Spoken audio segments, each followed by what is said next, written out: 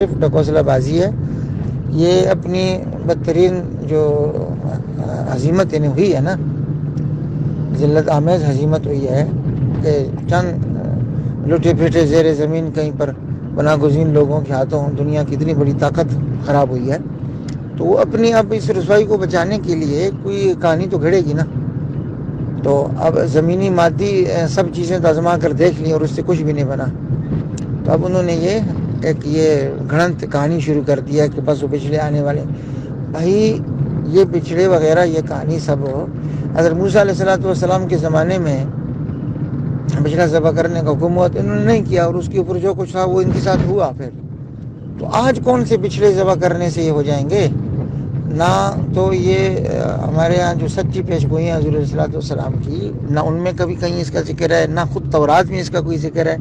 یہ سب جنتر منتر ہے، یہ گھڑنت قسم کا ایک عملیات ہیں جس کے ذریعے وہ سمجھتے ہیں کہ کچھ ہو جائے گا. جیسے عیسائی سمجھتے رہے کہ آیا صوفیہ میں اگر کوئی داخل ہوگا تو آسمان سے فرشتہ آئے گا، تلوار سے اس کا سر قلم کر دے گا وغیرہ. انہوں نے کہانیاں بنائی ہوئی تھیں. وہ جو محمود غزنوی نے جس بت کو توڑا تو اس کے متعلق کہانیاں گڑھی ہوئی تھیں کہ اگر کسی نے کچھ کیا تو اس کے ساتھ یہ ہو جائے گا اور وہ ہو جائے گا.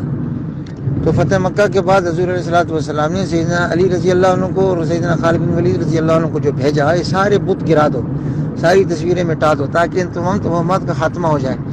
تو یہ صلیبی اور صہیونی انہی توہمات میں اب پڑے ہوئے ہیں اور انہی توہمات کے ذریعے سے اب یہ سہارا لے رہے ہیں.